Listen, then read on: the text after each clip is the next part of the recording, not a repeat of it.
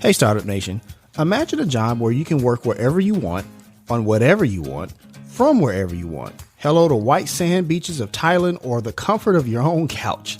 Oh, and most importantly, you're your own boss. Now, what if I told you that the dream job could become your reality? This is the life of a freelancer, and with some hard work and with the help of Hectic, it can be your life too. Hectic is an all-in-one business management software built specifically for freelancers who are just getting started or looking to take their freelance business to the next level.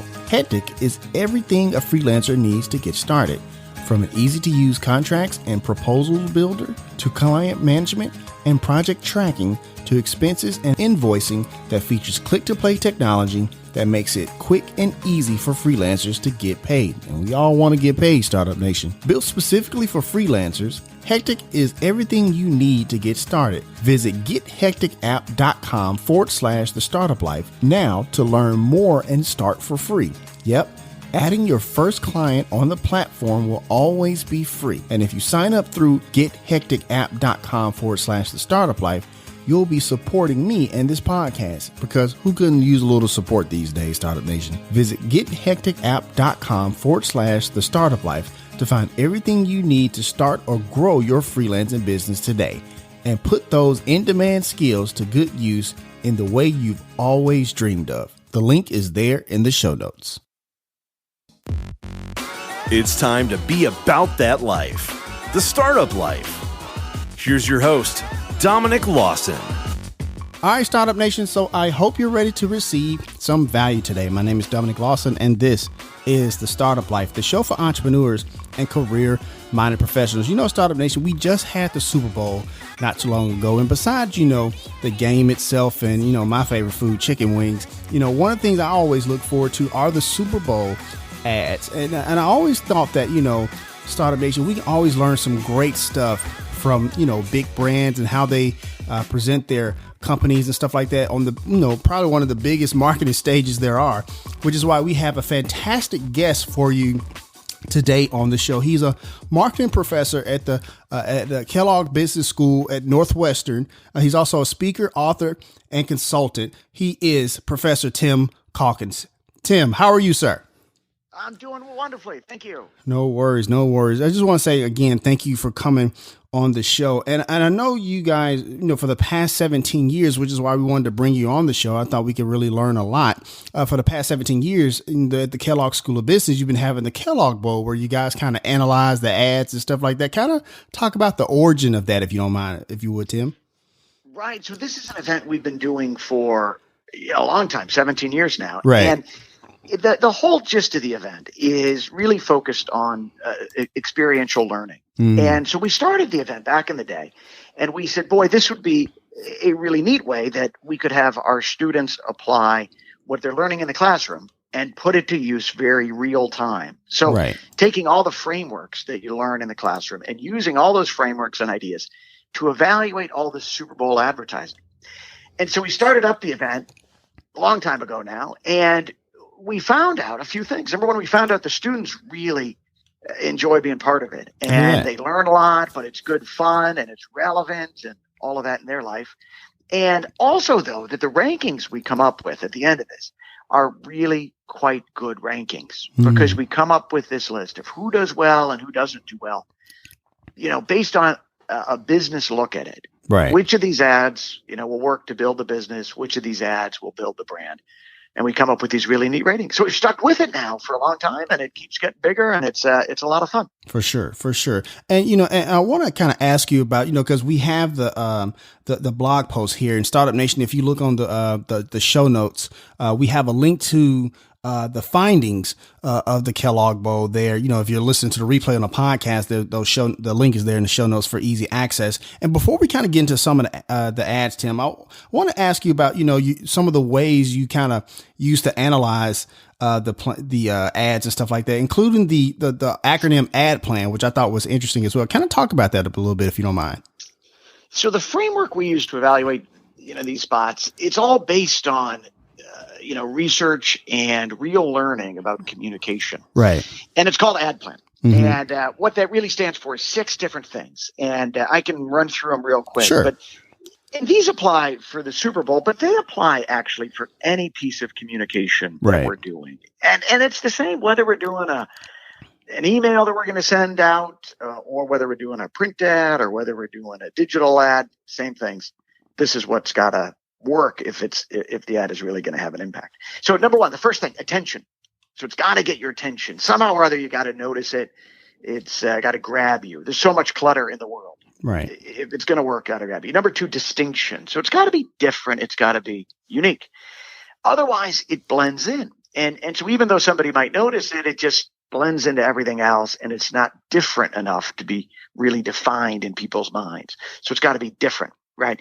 Third one is P. That's for positioning. And this is something we teach a lot. But positioning is this idea that behind any brand or product, there's a target market, there's a frame of reference, and there's a benefit. Those are really the three most important parts. So you're for whatever you're selling, you're going after a particular group of people. Can't go after everybody. It's a certain thing, frame of reference. Like, what is it? You have to know what it is before you know why you might buy it. And then there's got to be a benefit. Here's the reason why you should buy this product or buy this service. So that's positioning. And you want that to come across in a piece of communication. Linkage, this is a big one. This is the link between the brand and the creative. And this is one a lot of advertisers on the Super Bowl really struggle with, because they come up with these really funny ads, but they're not linked to the brand. Ideally, you want that link to be really close.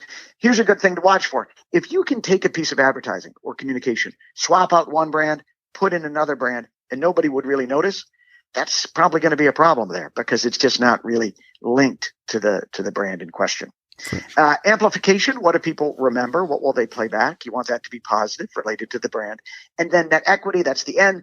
You want that to be consistent with what we know about the brand. You don't want there to be a disconnect between what we know about the brand and what they're seeing in that commercial execution. So that's the framework we use. And you see these ads, you think about the framework, and you say, yeah, I think that one's hitting all the boxes there, or I think we've got a problem somewhere.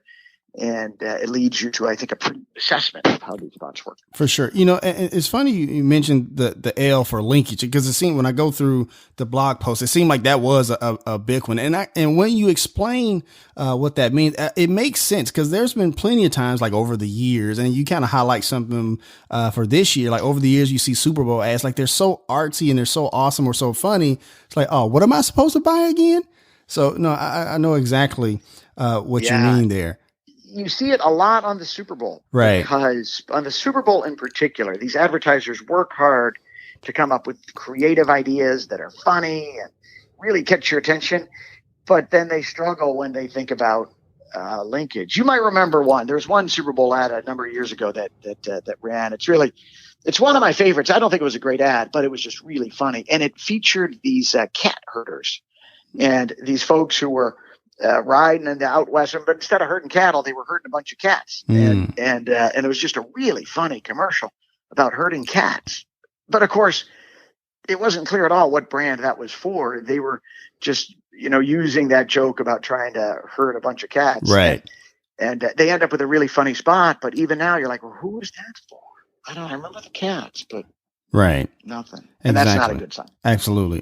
So if we would just let's kind of go through these, just a few of them, because I don't want to take up too much of your time here. But you gave them all grades. Well, the panel gave them all grades. And the first one I wanted to ask you about, which seems like it took the top spot, was the Cheeto ad with Ashton Kutcher, Mila Kunis, and the singer Shaggy. Kind of talk about that one, and what was the thinking behind giving it a grade? That was the number one spot from our panel this year. And the other things, I don't even get to grade these things. Got you. This is purely the students. But I think they were, I can understand this, and I can see how it scored high, and I think that's probably the right grade for it. The thing about that Cheeto spot is that the branding is really clear. You know who that's for, and the linkage is just spot on.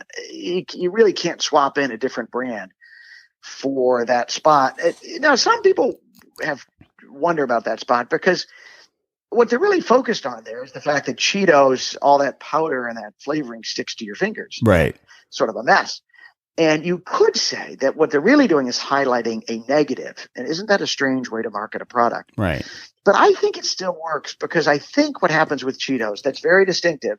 But also, I think when people are eating Cheetos, they say, you know what? Yeah, this is going to be a bit of a mess, but they're just that good. Right. And it's worth it.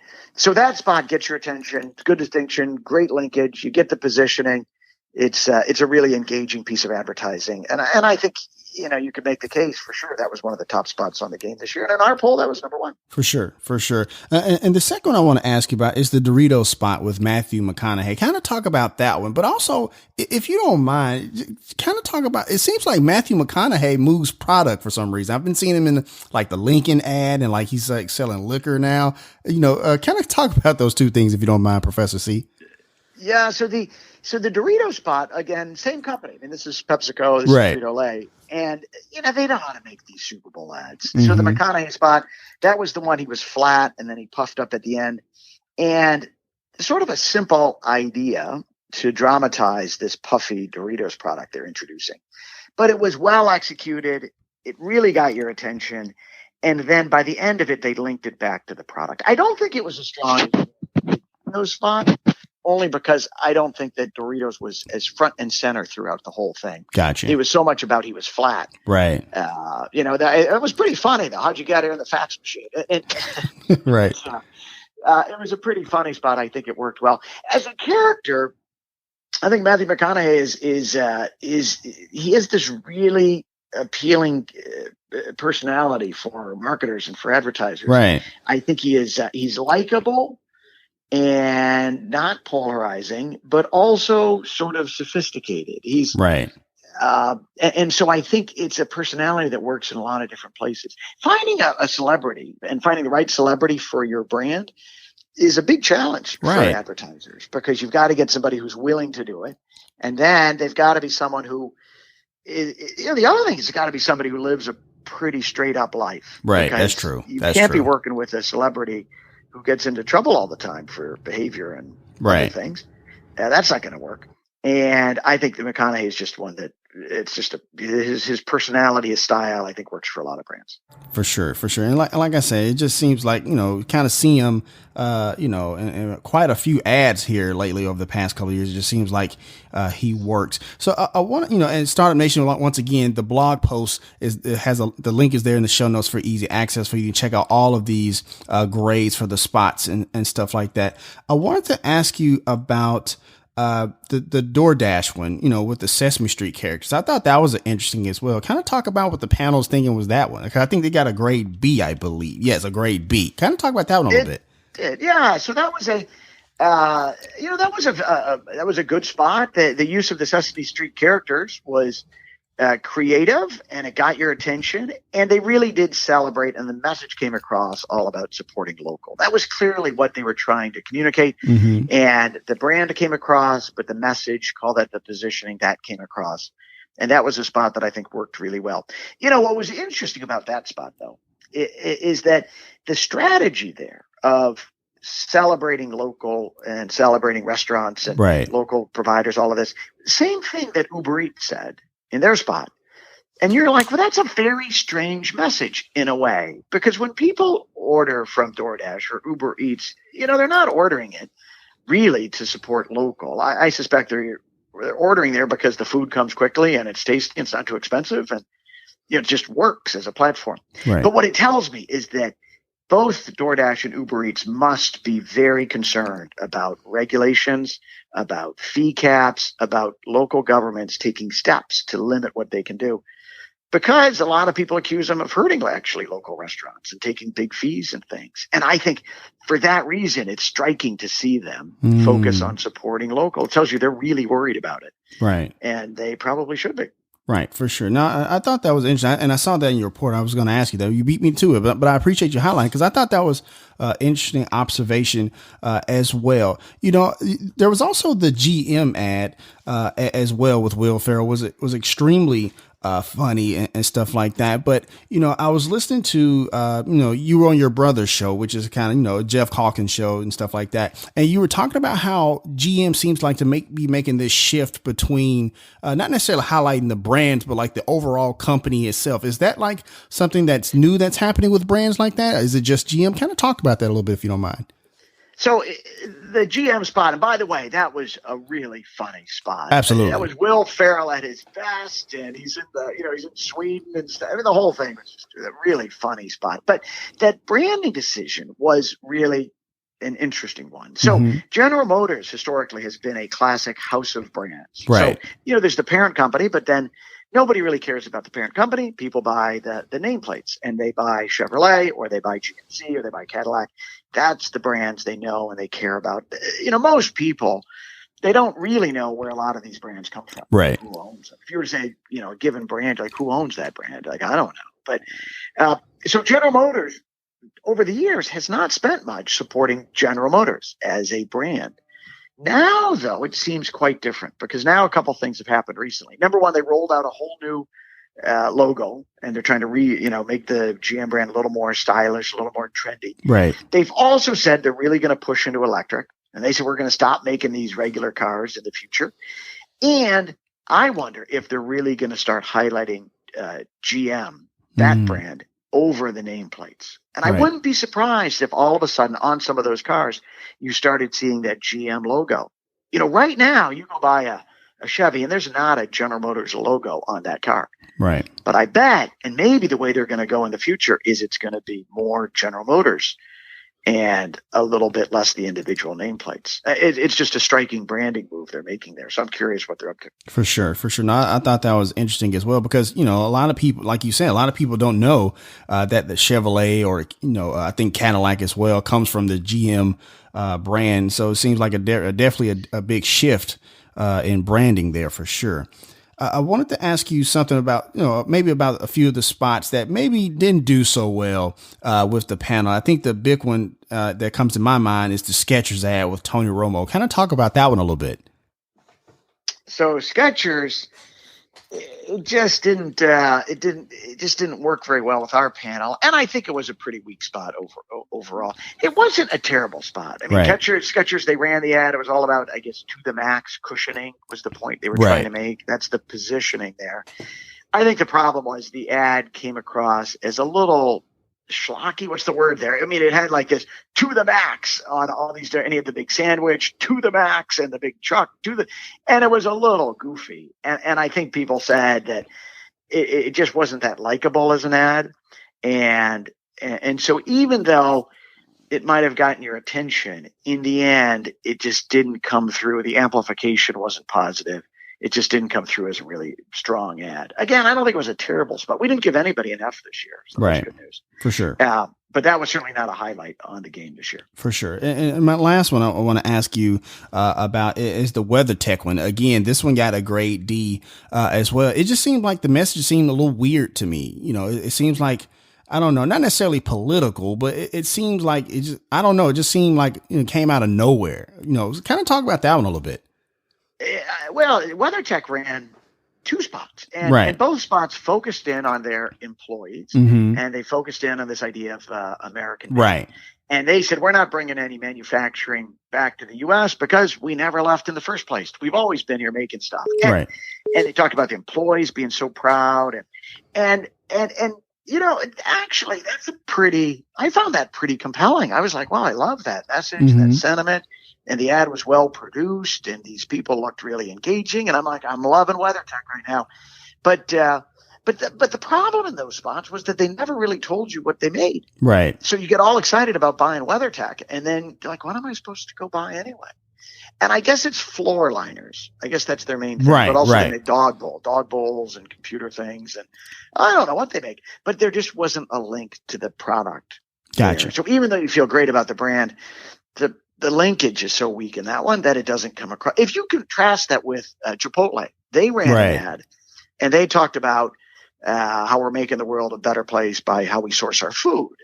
And it was actually, I thought it was a pretty funny spot. That one I think worked much better because it was well linked to the product. Right. You saw it was a burrito. You knew it was for Chipotle, fits their brand. You know what they're selling. That's a better execution of that high order idea of trying to make the world a better place. That ad also had that girl who had just one of the great lines of the Super Bowl, I thought, which was that line, are you still talking?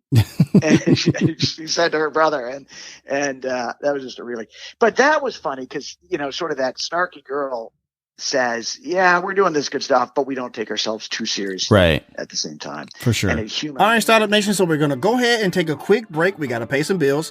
Once again, my name is Dominic Lawson, and you're listening to The Startup Life.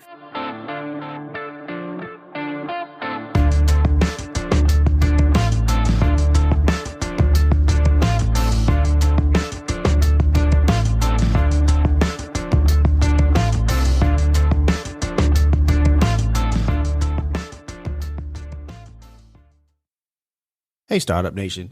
I think we can all agree that 2020 was more or less a dumpster fire, right?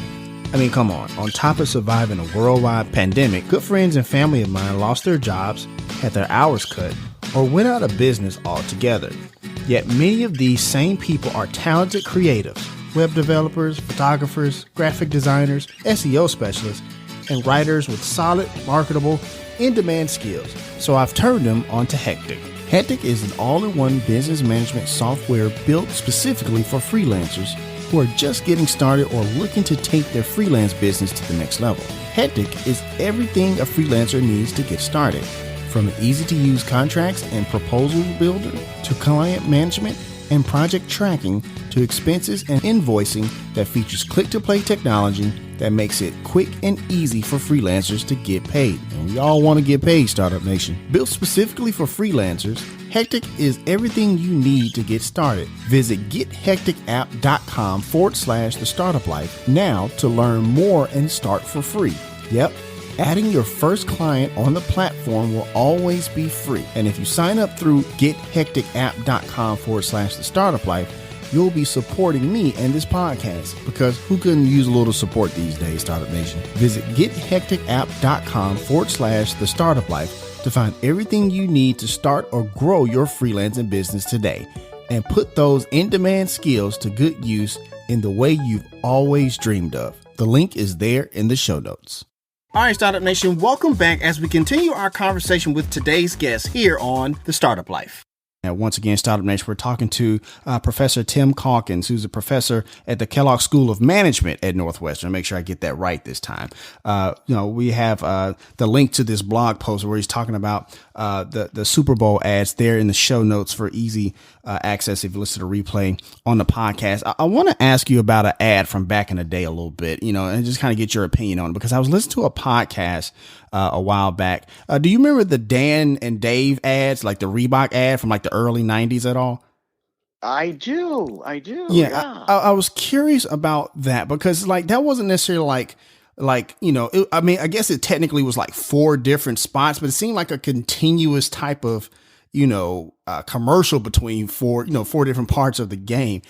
How would you grade that one today, if you don't mind me asking? Because I always thought as a kid it was a very fascinating ad. I didn't know who Dan and Dave was before those ads, but I found myself rooting for both of them in the Olympics that year. So kind of talk about that ad a little bit, if you don't mind. So I think, if I recall back now, and I'm reaching back in my mind. Sorry, I know it's from like 92. I'm sorry. No, but I think those ads, what they were very good at is that they got your attention. Right.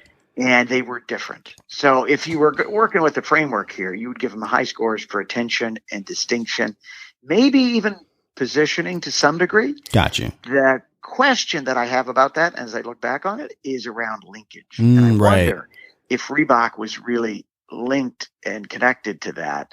The challenge with celebrities sometimes is that the celebrities can overwhelm the message. Right. And so the celebrity comes across more so than, the product message behind it. It's a little bit like, if you might remember this one, the Terry Tate office linebacker. I do. Yeah. And that just the funniest. I mean, that's just an Right. amazing piece of film. A super funny piece of advertising. But my gosh, if you can remember who that's for, that's a real accomplishment because there was just no linkage. That was just a super funny piece of film. But you could have put any brand at the end of that, and it wouldn't have mattered. Right. Still a funny piece of film, but just not a particularly effective piece of advertising. Absolutely. Absolutely. Thank you for sharing and indulging me there a little bit. I want to transition here a little bit because, as you engage with your students and you're teaching the next, executives of corporate America there at Northwestern and stuff like that. And we just had 2020, which was kind of let's just say a year for the record books for sure. Definitely a difficult year. And a lot like how 2008 rewrote business textbooks and stuff like that. In your opinion, what would be the narrative in business textbooks moving forward about 2020, in your opinion? I think the big learnings out of 2020, I think the biggest ones will be about the importance of, I think, two things. One is resilience, I think will be a theme that comes through. Right. But also, I think, the idea of planning for adversity. Gotcha. Now, resilience, certainly, because teaching people about the importance of being able to rebound and find a way through this stuff. And I think resilience really is such an important skill set and mentality. But planning for adversity, I think, is the other big learning to come through this. Because what we saw in the pandemic is that when that hit, there were a lot of companies, and even now this is the case, that really struggled in terms of supply chain. Right. So there were just so many products that were out of stock, and you couldn't get masks back in the spring. Right. And toilet paper, you couldn't find that either. And a lot of things were out. And even now there's products that are really having trouble sourcing. And I think what it really speaks to is the importance, and this, by the way, is true for individuals too, is the importance of being ready for adversity and planning for it. And, I think on supply chains, companies had gotten so focused on maximizing efficiency and reducing cost and making sure everything was just in time. But then the problem was when something goes awry, something unexpected, the whole supply chain is just shot.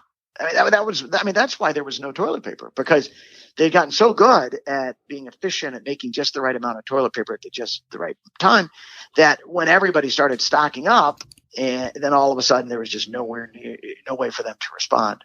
So I think one of the big things we'll see coming out of this is the importance of being ready for the unexpected. And that's a lesson that I think is a big one for companies. It's a big one for brands.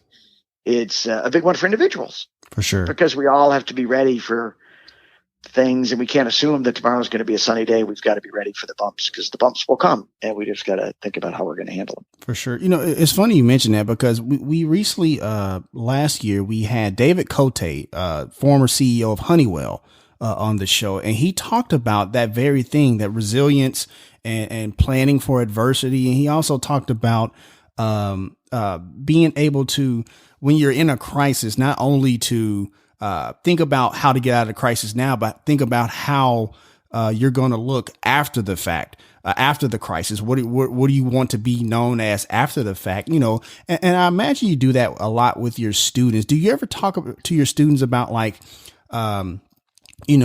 it comes to advertising and marketing, that ethics piece or the social piece? Because I know that's a lot in advertising now, where there's like a social aspect, whether it be due to, racial injustice or social injustice or whatever the case may be. Can you talk about that a little bit, Tim? Yeah, we talk about that a lot now, because one of the big things in marketing is this idea of purpose. Right. And thinking about what's the purpose of a company and what are we contributing to this world we live in. Right. And that comes from, different places, but it's certainly something we talk about a lot now in the classroom. Right. And, one of the interesting things though, is it is trickier to do that than you might think. Right. I imagine so.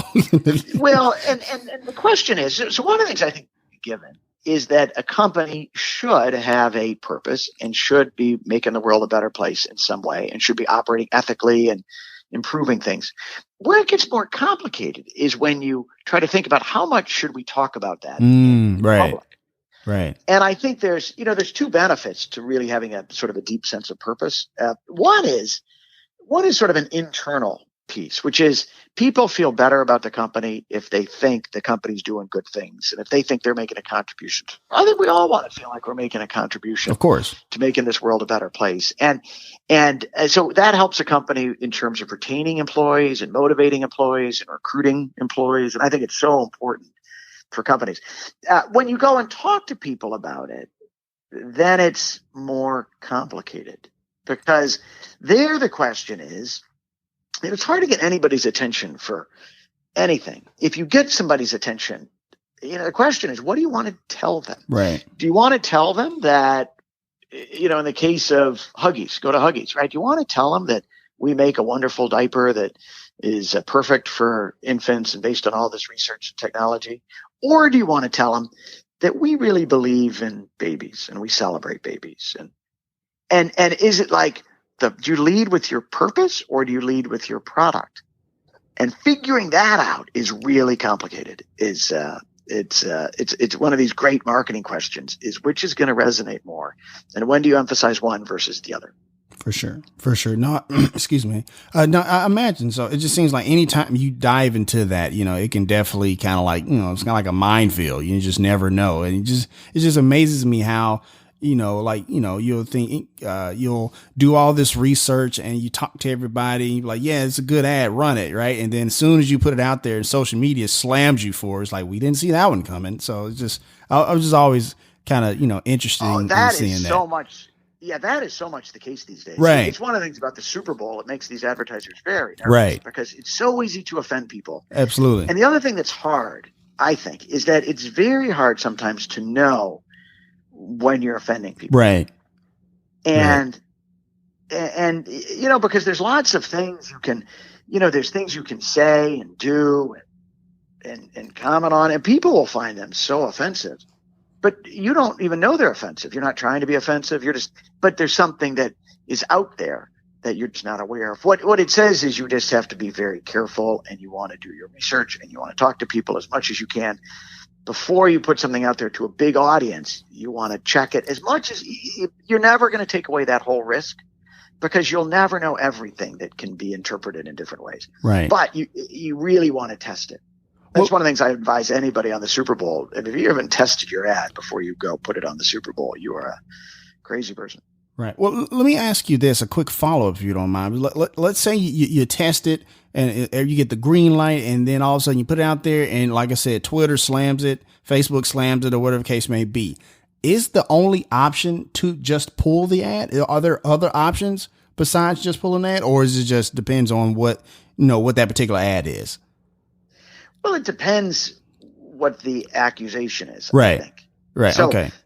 Some ads, if you get, there's some topics where if you're slammed for it, you have to pull it right away. Right. Of course. So, so you've crossed offended people on I don't know, you've crossed the line in terms of behavior, right, or gender or race or mm-hmm. those kind of things. I think you would very quickly pull it off the air, apologize for what happened. And I think on those topics, that's really what you have to do. Where it's different is when people don't like your ad or they're mad at your ad, but they're mad for reasons that are not, it's open for interpretation. Exactly. For example, right. On the Super Bowl this year, Oatly went on the Super Bowl. Right. They had the CEO singing, oh wow. No, and he cannot sing very well, by the way. No. And a lot of people said that was terrible, Right. but I don't think that means you have to take that ad down. Right. I mean, yeah. It's not a problem, and you can keep running it. And if people don't like it, maybe that's okay. Got you. Yeah. I thought, yeah, you're right. He really can't sing very well, but I thought when he put the drum machine in, it sounded better when I added the drum machine, but that's just, I thought it was a cute spot. I thought it was funny. It made me more likely to try Oatly, to be honest. For sure. I thought it seemed engaging and quirky, and I like that. For sure. Once again, Startup Nation, we're actually wrapping up with Professor Tim Calkins, professor at the Kellogg School of Management there at Northwestern. And he's also the author of How to Wash a Chicken, which is a fascinating book, mastering the business presentation. So I want to ask you this, talk about the impetus for that book. And also I saw your video where you're kind of promoting the book. I got to ask you, where did you get that chicken from? So the book is all about how do we create and deliver great presentations. Mm-hmm. And where the idea for the book came from is, I teach MBA students all the time Right. up at Kellogg. But what I noticed was that a lot of the students there, so smart, so talented, so experienced, but they just didn't know how to write a presentation that would work in a business context because they've never been taught that. And it's not something you really usually take a class on in college or what have you. So I said there's a real need for this because it's such an important skill to be able to put together a really logical and compelling presentation. So that's where the idea came from. And it really is a step-by-step guide.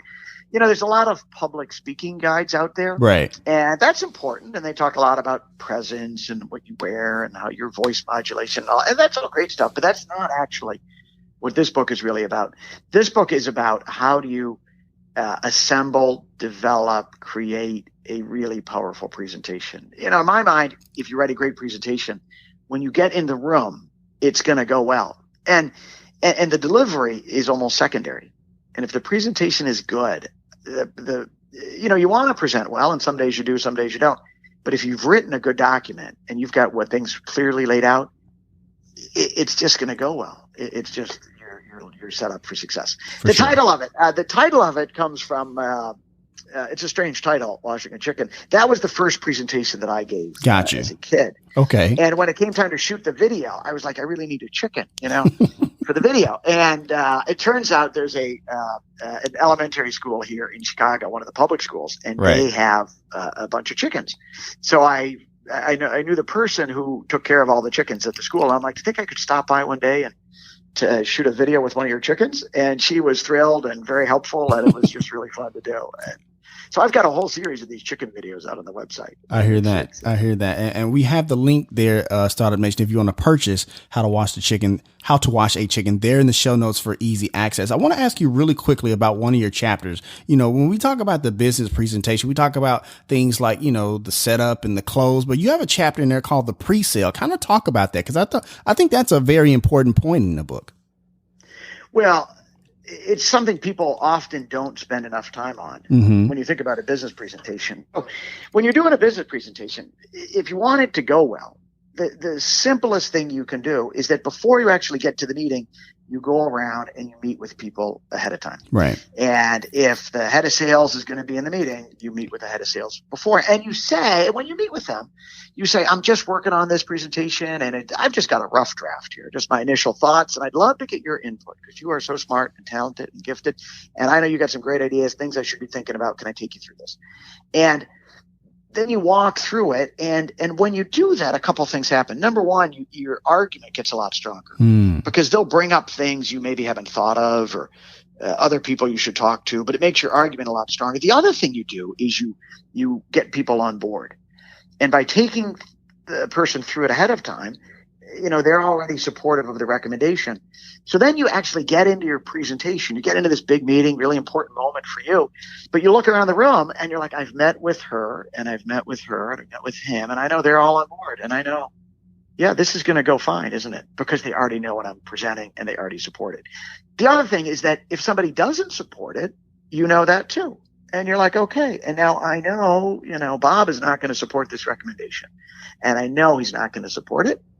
And but that's good though, and I'm ready for it, and I know his concerns, and I can respond to his concerns. If you don't know where you stand, it's much harder. One thing on pre-selling, one other thing, a lot of people say that you can't, if you're presenting to some important person, the CEO or the senior vice president or something, they're not going to meet with you ahead of time because they're so busy, and that is true. Yeah, and I think that's right. You're not going to get to that person, and probably right. But what who you can get to are all the people who report up. To that person. You can get to their staff. Not only can you get to them, they want to see it ahead of time because when they get in the meeting, they want to appear smart and they want to appear thoughtful and they want to know what you're presenting before you get in there. So it's very easy to get to them.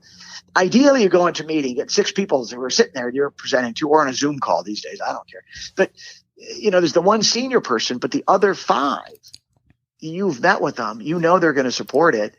Whichever way the senior person looks, they're going to see somebody who supports this recommendation. And then it's just going to go well. You're going to present with confidence. You're going to make a good recommendation. It's going to go forward.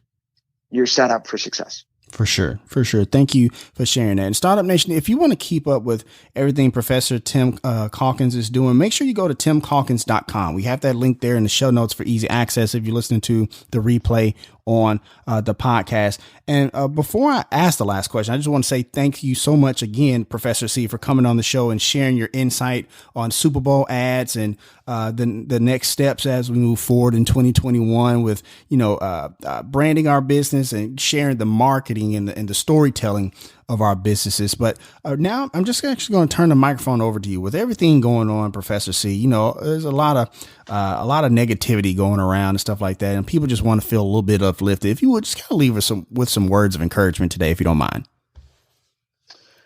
Oh, I'd be happy to. I think it is such a crazy time right now in the world, and I think that is true in so many different ways. Right. But I think what's encouraging in the world, I think, is number one, is that we can get through things. And what's amazing to me is how we've gone through just a terrible stretch. And yet, by and large, we are still moving forward. We're still doing things. We're still working. The kids are still learning. We're still making headway, which speaks to our innate resilience and our flexibility. And in a way, if we can navigate this stretch, then we can navigate pretty much anything. And you almost walk away from all of this with a sense of, if I can handle that, I can handle the next thing. The other piece, I think, is that all of this craziness this year has, in a way, focused our minds. And I think it's simplified our lives. And in that, I think it has been, in some ways, a positive, because it gets us focused on what really matters. And some of the things that don't matter, the latest party or this and that and this and that, you realize that what's really important maybe isn't that. What really important is family and our close friends and the activities we really care about. And I think the simplicity maybe that comes out of it is, in the end, going to be something that's a positive. I suspect a couple of years from now, we'll look back on this time and we'll say, wow, that was such a remarkable time, and there were some things that I miss about it. Right. Seeing more of the family, seeing more of the kids, and being a little more focused and present. And I think maybe all of that is something that we'll hope to continue and hang on to even as we come out of all of this. For sure. Awesome stuff. And that's going to wrap up this session of The Startup Life. We want to once again thank Professor Tim Calkins from the Kellogg School of Management there at Northwestern. Thank you so much, good sir. Well, thank you. It was really a pleasure.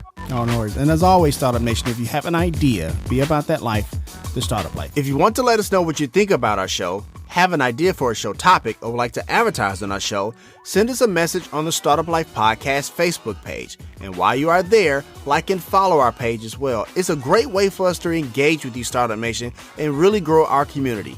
The link is there in the show notes. Subscribe to the show, as it can be heard on Apple Podcasts, Google Play, Stitcher Radio, Spotify, or even on your Facebook timeline or any other platform you like to get your podcast. If you are listening on Apple Podcasts and you find our content valuable, please give us a 5-star rating, as it will help us climb the charts and help more people find our show. You can also listen to the show on the Startup Life Podcast new website. There you will find the all-new Startup blog, where I write on many topics that are interesting and helpful to you on your path to entrepreneurship.